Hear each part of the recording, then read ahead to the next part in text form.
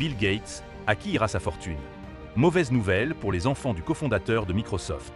Ce dimanche 2 février 2025, Bill Gates était l'invité du portrait de la semaine dans 7 à 8. Le cofondateur de Microsoft s'est exprimé sur son héritage. Le milliardaire a choisi de ne pas léguer à ses enfants l'essentiel de sa fortune. Vers le bas du classement, pendant près de 20 ans, dès les années 1990, Bill Gates a occupé le top 3 dans le classement annuel Forbes 400 des Américains les plus riches. Alors que d'autres s'enrichissent, l'homme d'affaires a vu sa fortune perdre en valeur, atteignant désormais 107 milliards de dollars et se classant à la 9e place du classement en 2024, contre la 6e en 2023. Selon les spécialistes, son divorce en 2021 avec Melinda Gates, après 27 ans de mariage, est la raison de ce déclin. Une importante partie de la valeur nette du cofondateur de Microsoft, au moins 5,6 milliards de dollars d'actions de sociétés cotées en bourse, a été cédée à son ex-femme après l'annonce de leur divorce. C'est un fait, si son union et son patrimoine étaient restés intacts, alors Bill Gates serait plus riche que Mark Zuckerberg.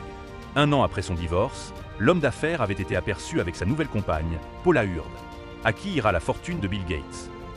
Ce dimanche 2 février 2025, Bill Gates était l'invité du portrait de la semaine dans 7 à 8, à l'occasion de la publication du premier des 3 tomes de son autobiographie Code Source, édition Flamario. Le milliardaire américain, interrogé sur sa fortune, a confirmé qu'il ne léguera qu'une petite partie de son argent à Jennifer, Rory et Phoebe. Mes enfants vont recevoir des sommes généreuses importantes, mais ce n'est qu'un pourcentage, a-t-il précisé auprès d'Audrey Crespo-Mara. Si on regarde le pourcentage par rapport à la fortune, c'est vraiment peu en fait, a-t-il reconnu.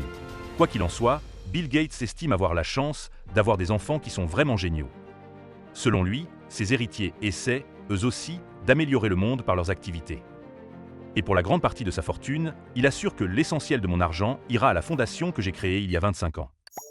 Un choix qui s'explique par son éducation.